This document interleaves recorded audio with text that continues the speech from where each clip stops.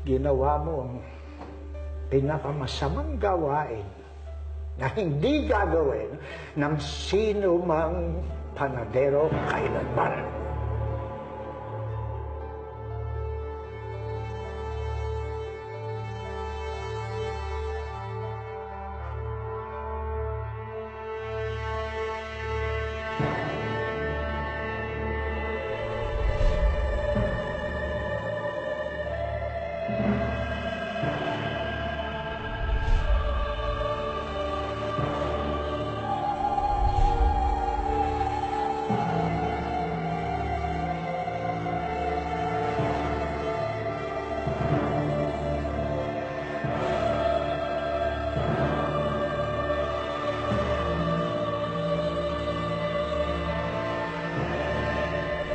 Ikaw lang ang gumagamit ng ganyang kamahal na panyo sa bakery nito. May tatanggay mo ba ang kasamaang ginawa mo? Kung ako po ang may kagagawan nun, papaalisin niyo na po ba ako? Teka, di ba kaya nandito ka? Ay kailangan mong makakuha sa akin ng sertipiko para makalaban sa Philippine Baking Competition? Opo, Master.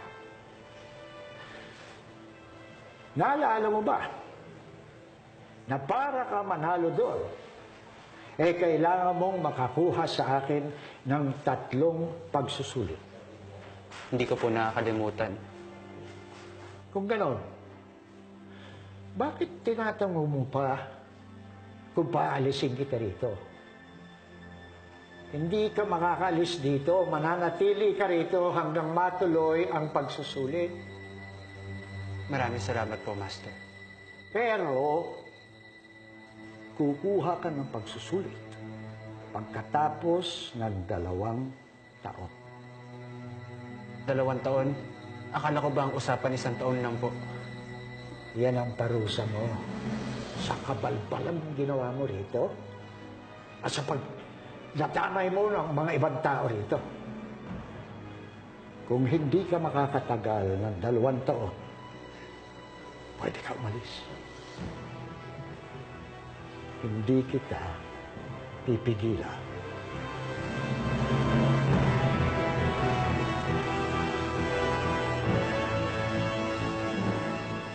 Abuji, I'm sorry. Hindi ako nagpaalam sa inyo na mamasukan kay Master Abel. Narinig ko ang Jericho ang tama lang sa ito. Why did you use your real name? Ayoko pong madawit kayo in case pumalpak ako. Wala kang kumpiyansa sa sarili mo. Dapat kapag may pinapasok ang isang bagay, sisiguruhin mo mapangangatawan nito.